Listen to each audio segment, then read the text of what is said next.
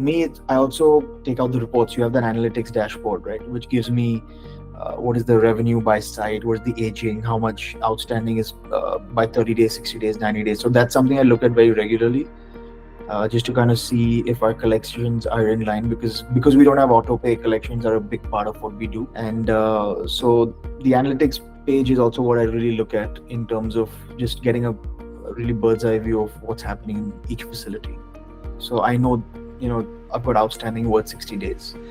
But to really understand which client, how many months, I like to just take an export and kind of go through in an Excel sheet, and that's really easy. So even if I call my accounting team and said, look, I want this is data, and this is how we're going to process it. So the minute I send them the export, because it's kind of standardized, they know exactly what to do with the export, and the data is, the fields that are able to export. I think last I checked, in every category there's like about 15 or 20 fields that can be exported. So that really helps getting granular data. I might be looking at the revenue for this month, but I might want to look at it from a customer perspective, from a unit, from the type of storage, from the size of storage.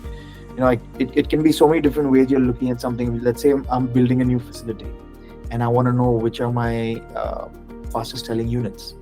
How do I look at that? I'll open the unit rentals analytics page, and I'll kind of export data from there from maybe for the last 12 to 14 months, and just understand which size really went the fastest and which size was empty for the longest.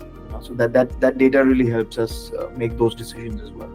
I only export if I really need to do some kind of data validation or number crunching within that data set.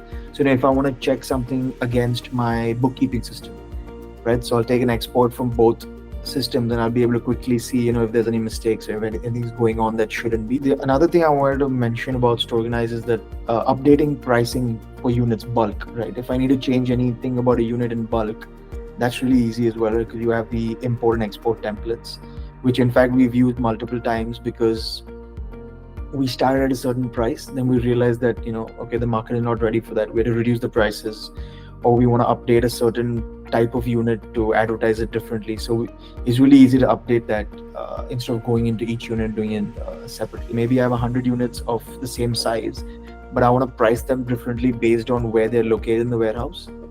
So the export template makes it really easy to do that.